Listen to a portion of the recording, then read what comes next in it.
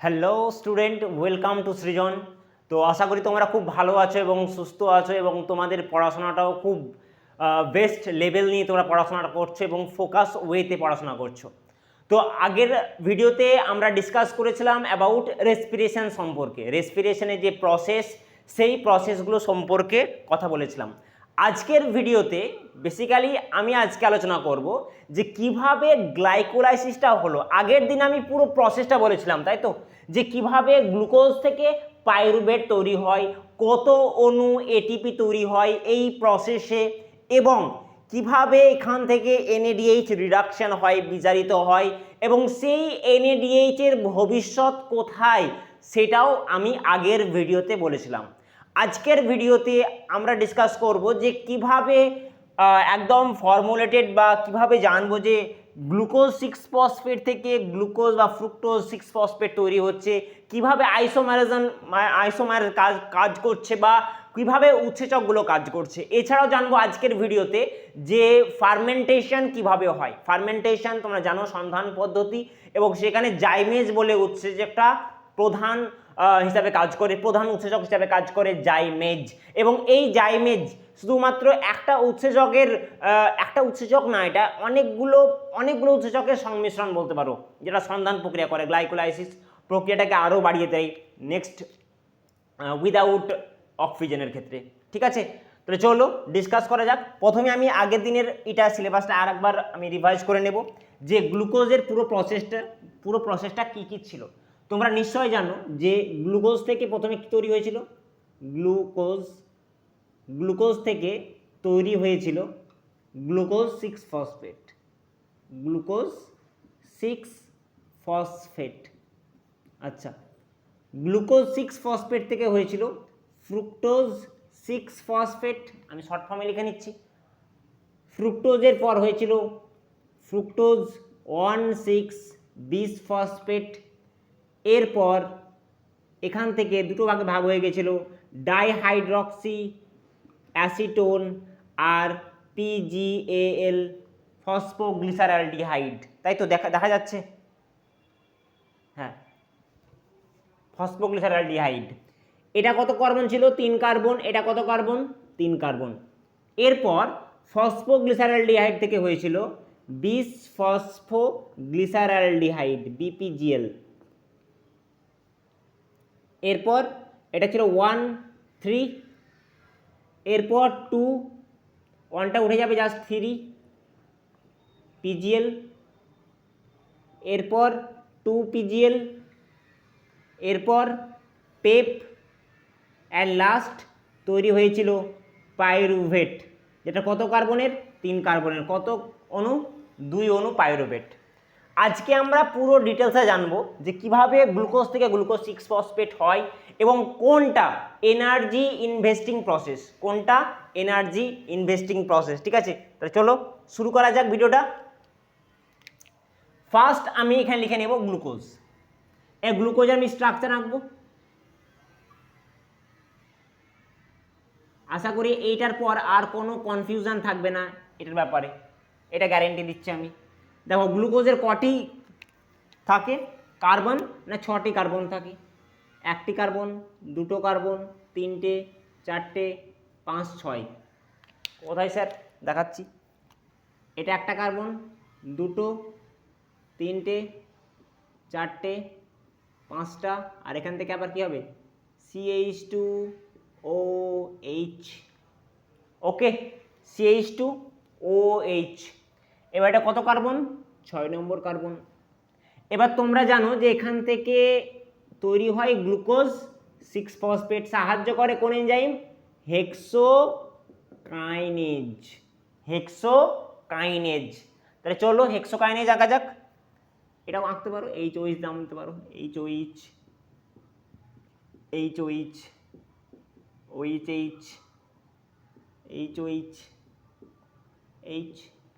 ওকে, দিতে পারো। তাহলে এটার নাম হচ্ছে গ্লুকোজ।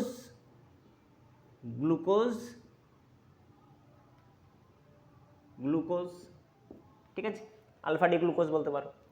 এরপর এখানে কাজ করছে হেক্সোকাইনেজ। কোন এনজাইম? হেক্সোকাইনেজ। Hexokinase enzyme.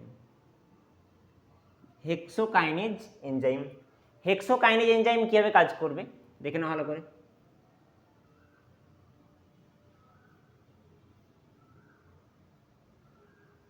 ঠিক আছে, হেক্সোকাইনেজ এনজাইম কি করবে না, এখানে হেক্সোকাইনেজ এনজাইম আর একটা, এখানে এক অণু এটিপির প্রয়োজন হয়। কত অণু এটিপি? এক অণু এটিপি। এটিপি কি করে না, এটিপি ব্রেকডাউন হয়ে এডিপি প্লাস ফসফেট তৈরি করে। আর এই ফসফেটটা কত নম্বর কার্বনে গিয়ে যুক্ত হবে? 6 নম্বর কার্বনে যুক্ত হবে। তো চলো 6 নম্বর কার্বন আঁকা যাক। That is 6 number carbon. এখানে যুক্ত হবে CH2OP। বোঝা গেল? এর নাম কি হবে বলো? এর নাম হবে গ্লুকোজ 6-ফসফেট। গ্লুকোজ 6-ফসফেট। এরপর এই গ্লুকোজ 6-ফসফেট এর আইসোমারাইজেশন হবে।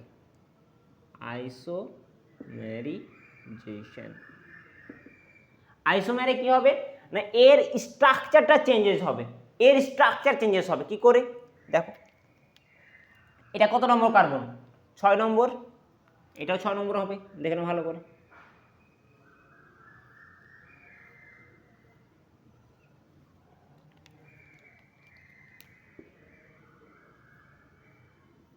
এটা কত কার্বন? এটা হচ্ছে 1 নম্বর কার্বন। এটা রয়েছে CH2OH। এটা H, এটাও H, এটা OH, এটা OH, H, H। আর এখানে কত নম্বর ছিল? 6 নম্বর। এটা হচ্ছে CH2OP। এটা 1 2 3 4 5 6, দেখছো 6 নম্বর। এরপর কি হবে বলো? এরপর কি হবে না, এরপর আবার এটিপি প্রয়োজন হবে। এরপর আবার এটিপির প্রয়োজন হবে এবং এটিপি কিসে ব্রেকডাউন হয়ে যাবে? ADP plus phosphate. ADP plus phosphate কি হবে দেখে নাও ভালো করে।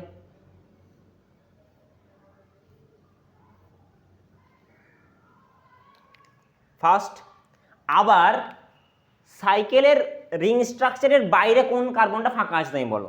কোন নম্বর? 1 নম্বর না 6 নম্বর?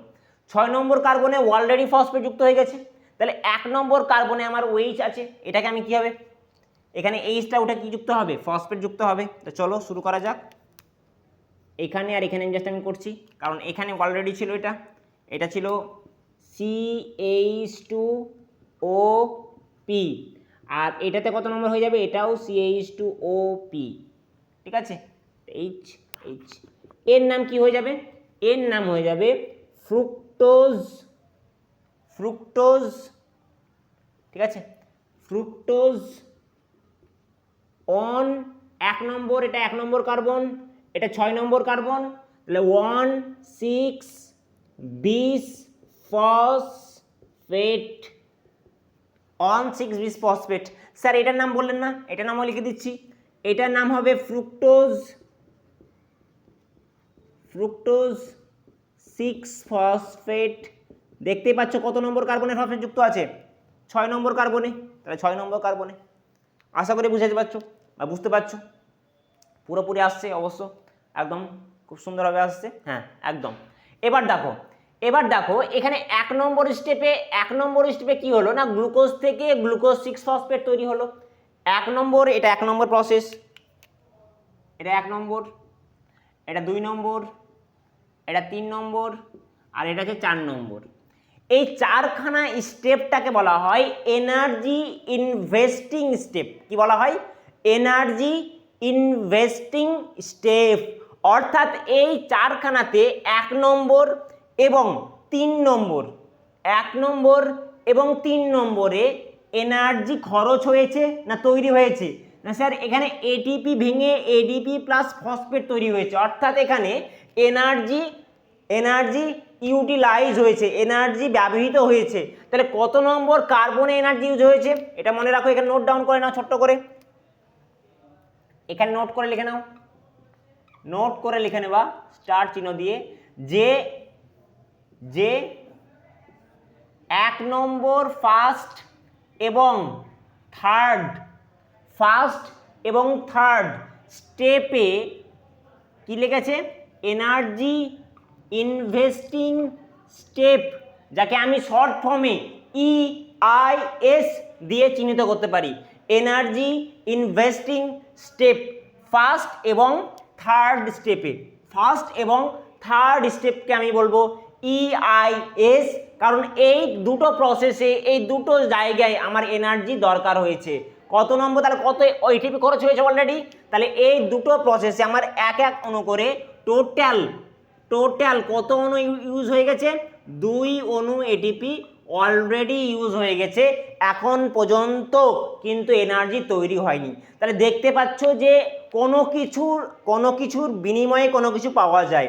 এই প্রসেসটা আমরা জানি যে গ্লাইকোলাইসিস আমাদের এনার্জি প্রোভাইড করে, কিন্তু এটা জানতাম না যে প্রোভাইড করার আগে আমাকে ইনভেস্ট করতে হচ্ছে, তাই না? তাহলে আমাকে 2 অণু ATP ইনভেস্ট করার পর তারপরে আমি ATP পাবো, তারপর আমি ATP পাচ্ছি। তাহলে ফার্স্ট এই দুটো স্টেপকে, ফার্স্ট এবং থার্ড এই দুটো স্টেপকে আমি কি বলতে পারবো, EIS স্টেপ বা এনার্জি ইনভেস্টিং স্টেপ। ফার্স্ট এবং থার্ডে কত করে ATP লাগছে, 1 অণু। তার টোটাল 2 অণু ATP খরচ হচ্ছে ফার্স্ট এবং থার্ড স্টেপে। এরপর কি হবে, এবার যদি দেখো যে এই গ্লুকোজ 6 কার্বন আর এই প্রোডাক্ট হয়েছে ফ্রুক্টোজ 1,6 বিসফসফেট, এই টোটালি কত কার্বনের, 6 কার্বনের। এবার এই ফ্রুক্টোজ 1,6 বিসফসফেট থেকে কি কি তৈরি হবে দেখো, এবার এটা থাকছে এখানে। এবার আমরা জানি যে ফ্রুক্টোজ 1,6 বিসফসফেট থেকে কি তৈরি হয় না, 3 কার্বনের দুটো কম্পাউন্ড তৈরি হবে, যার একটার নাম হবে ডাইহাইড্রক্সি অ্যাসিটোন আর একটা হবে ফসফোগ্লিসারালডিহাইড। অর্থাৎ আমরা এই কম্পাউন্ড থেকে একটা পাবো কিটোন সুগার আর একটা পাবো অ্যালডিহাইড, অ্যালডিহাইড পাবো। তাহলে চলো দেখা যাক। এবার 4 নম্বর স্টেপে কি হচ্ছে না, ফ্রুক্টোজ 1,6 বিসফসফেট দুটো কম্পোনেন্টে ভেঙে যাচ্ছে, দেখো এবার 4 নম্বরটা আমি আবার এখানে আঁকছি। এটা ছিল 1 নম্বরে যুক্ত হয়েছিল কার্বন CH2OP, আর 6 নম্বরে যুক্ত হয়েছিল CH2OP, তাই তো 1 আর 6 নম্বরে। এবার কি হবে, এই 6 কম্পাউন্ড যুক্ত যে কার্বনযুক্ত কম্পাউন্ডটা দুটো কম্পোনেন্টে ভেঙে যাবে, একটা অ্যাসিটোন করবে আর একটা অ্যালডিহাইড করবে। তো যদি দুটো কম্পাউন্ড হয় তাহলে কত কার্বন হতে পারে, 3 কার্বনের স্যার হতে পারে ম্যাক্সিমাম। 6 কার্বনের ভেঙে গিয়ে কত কার্বন তৈরি করবে, 3 কার্বনের। তাহলে স্যার 3 কার্বন লিখে দিন, 3 কার্বন, ঠিক আছে। একই রকম ভাবে এখানেও 3 কার্বন আঁকলাম আমি, ঠিক আছে।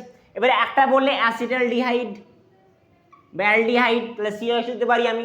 তারপর আমি দেবো কি বলো, কার্বনে 4টি বন্ড থাকতে পারে CH2, এরপর CH2OH দিতে পারো এখানে, ঠিক আছে। এটা একটা তৈরি করবে, আর একটা তৈরি করবে CH2 C ডবল বন্ড ও CH2OH, ঠিক আছে। এটা OH, তাহলে কত 1 2 3 কার্বনের, ঠিক আছে। এটার নাম আমি দেব ডাইহাইড্রক্সি অ্যাসিটোন, ডাইহাইড্রক্সি অ্যাসিটোন। আর একটা আমি কি দেব, phosphoglyceraldehyde. Sir phosphoglyceraldehyde but phosphate তো নেই এখানে আমি লিখছি, এখানে কি হবে না, এখানে যে দেখতে পাচ্ছ OH, এটা ভেঙে এখানে তৈরি করবে OP, ঠিক আছে, OP। এটার নামে আমি দেব কি না, ফসফোগ্লিসারালডিহাইড,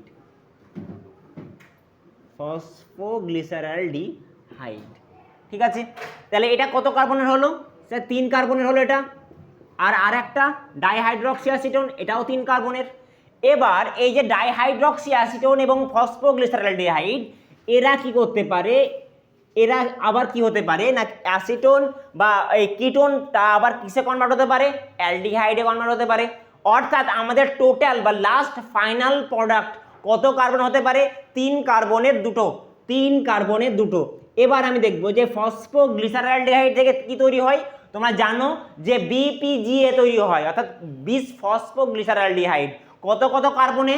1 নম্বর এবং 3 নম্বর কার্বনে, 1 নম্বর এবং 3 নম্বর কার্বনে। তাহলে চলো 1 নম্বর আর 3 নম্বর কার্বনে আমি ফসফেট অ্যাড করতে পারি।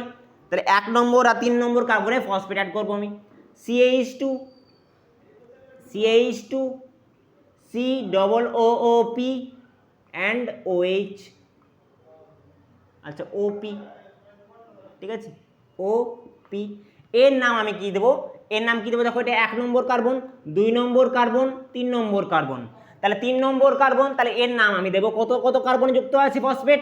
1 নম্বর এবং 3 নম্বর, 1 নম্বর এবং 3 নম্বর। তাহলে 1,3 বিশ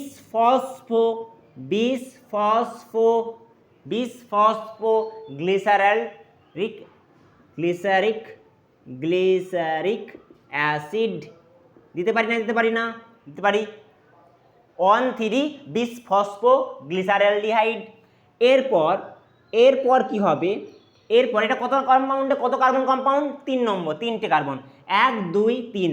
কত কত কার্বন ফসফেট আছে? না স্যার 1 নম্বর কার্বনের সঙ্গে যুক্ত আছে ফসফেট, আর 3 নম্বর কার্বনের সঙ্গে যুক্ত আছে ফসফেট। এবার কি হয় না বিশ ফসফোগ্লিসারালডিহাইড বা বিশ ফসফোগ্লিসারিক অ্যাসিড তৈরি হয় 3 ফসফোগ্লিসারিক অ্যাসিড, 3 ফসফোগ্লিসারিক অ্যাসিড। অর্থাৎ 1 নম্বর কার্বন থেকে কি হয়? ফসফেট বার হয়ে যাবে, 1 নম্বর কার্বন থেকে ফসফেট বার হয়ে যাবে। এবার দেখো কি হবে। তাহলে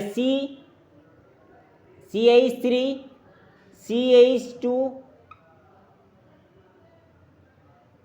আচ্ছা CH2OP CH2 C double bond OH, C double bond OH।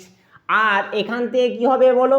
এখানে কি যুক্ত হচ্ছে না ADP সঙ্গে 1 নম্বরে থাকা কার্বনটা কি হয়ে যাচ্ছে? 1 নম্বর থাকা কার্বন ফসফেটটা বার হয়ে যাচ্ছে, যার জন্য তৈরি হবে কি ATP। কত নম্বর কার্বন যুক্ত হলো এটা? দেখো এটা দেখে নাও, 1 2 3 4, আর এটা কত? 5, এটা 6, এটা 7 নম্বরে। অর্থাৎ 7 নম্বরে কিন্তু আমি ATP তৈরি দেখতে পাচ্ছি। এবার এখানে কোশ্চেন যে কত অণু ATP তৈরি হবে। আমি আগেই বললাম যে ডাইহাইড্রক্সি অ্যাসিটোন এবং ফসফোগ্লিসারালডিহাইড এরা একে অপরে ইন্টারচেঞ্জ করতে পারে। তাহলে ইন্টারচেঞ্জ যদি করতে পারে তাহলে এই কম্পাউন্ডটা তো এটাও তৈরি করবে কিছুক্ষণ পর। যখন ফসফোগ্লিসারালডিহাইড শেষ হয়ে যাবে তখন তো ডাইহাইড্রক্সি অ্যাসিটোন এর জায়গায় নিতে পারে না। তাহলে টোটাল কম্পাউন্ড বা টোটাল প্রোডাক্ট কত কার্বন হতে পারে? 2 কার্বনের বা দুটো কম্পাউন্ড হতে পারে। তাহলে এটা কত অণু ATP হবে? 2 অণু। তাহলে টোটাল কত হবে এখন জানো তো? 2 অণু ATP প্রসেস তৈরি করে দিয়েছে। তাহলে দেখো 6 নম্বর স্টেপে গিয়ে আমি আমার যে ইনভেস্ট করেছিলাম এনার্জি 2 অণু, তার জাস্ট আমি একটা নমুনা দেখতে পেলাম এতক্ষণে। এরপর কি হবে? এটার নাম কি হবে? এটার নাম হবে 3 ফসফোগ্লিসারিক অ্যাসিড, 3 ফসফোগ্লিসারিক অ্যাসিড। কত কার্বনের? 3 কার্বনের। এবার দেখো এবার কি হবে? আবার আইসোমার হবে এখানে, সেম জিনিস। কত নম্বর? না 3 নম্বরে থাকা ফসফেট কত নম্বর কার্বনে আসবে? 2 নম্বর কার্বনে। 3 নম্বরে থাকা ফসফেট কত নম্বরে আসবে? 2 নম্বরে। তাহলে চলো আঁকা যাক।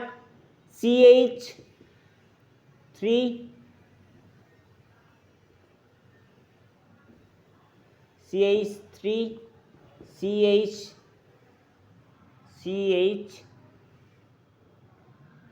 বা CO P C double bond O H, 1 2 3 4, 1 2 3 4, ঠিক আছে। এটার নাম কি দেখো, এটার নাম হবে 2-phosphoglyceric acid, 2-phosphoglyceric acid, 2-phosphoglyceric acid. এবং এখান থেকে এবার আবার ফসফেট কি হবে, রিলিজ হবে। এবং রিলিজ যখনই হবে তখন আবার এখানে কি তৈরি করবে, এডিপি প্লাস পিআই, 2 অণু। তাহলে কত অণু এটিপি তৈরি হবে, 2 অণু। তাহলে টোটাল কত অণু এটিপি তৈরি হলো, 4 অণু এটিপি কিন্তু এই প্রসেসে এখন পর্যন্ত তৈরি হলো। তাহলে এবার নেক্সটে কি তৈরি করবে এই ফসফোগ্লিসারিক অ্যাসিড, ফসফোফেনল পাইরুভেট, ফসফোএনল পাইরুভেট। তো চলো ফসফোএনল পাইরুভেট আঁকা যাক। ফসফোএনল পাইরুভেট CH2 COOH, ঠিক আছে।